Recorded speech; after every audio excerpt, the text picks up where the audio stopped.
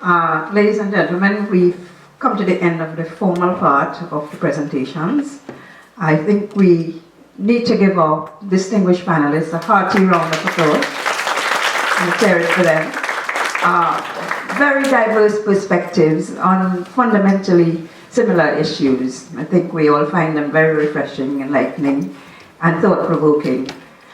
We want to open up the floor now to a few questions. I'm sure there are members of the audience with questions. Well, I personally would be interested, although I take it that a separate event is planned on this issue, if you could, after all, comment more precisely the ongoing race, upcoming internal elections in the major political parties, under gender aspects or other. I mean, I'm very open to whatever you have found so far and what your, predictions or analysis is of the process, if that's possible. Thank you.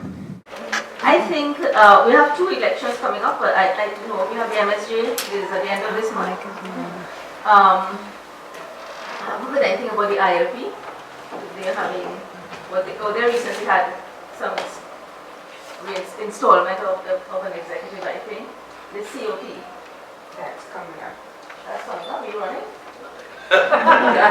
Why not?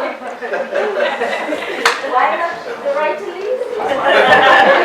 But I think you're already referring to the PNM and the UNC. I think Mrs. Robertson has a tough fight on her hand. It is hard to see how the party is going to change somebody on the basis of who has come through these elections, is one. I think that there is some talk in the party of people from other parties joining up very quickly. I don't know if that's a feasible, I don't know if that's so, but that's certainly the talk, and I don't know whether numbers might change anything. But I think that the bet is likely to be on Mr. Rowley. I think it's very hard for her. In the case of Mrs. Kamla Prasad-Visesa, I don't see anything different going on there. The party will not summon, despite her defeats, I would be very surprised if that party pulls up somebody to challenge her. Because that is not, again, it's in the nature of the politics. The essential defining character of the politics is the maximum leadership. That is the power system that we're operating. And once you have the job, the sub-powers and the subcultures within that will rally around it. Whether you're doing well or you're doing badly or whatever, it is built into to strengthen power. That's why you put in the parties and keeping their leaders and going all the way to the polls when they know they're going to lose. They don't change the mainstream. We saw that in Australia, somebody mentioned Gillard, right? The party intervened and they changed the leader to give themselves on whatever basis they felt a better chance for running for the election.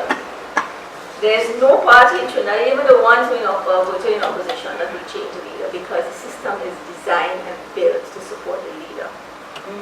And those persons, and in all the parties, the UNC has is very famous with, but in all the parties, you challenge the leader.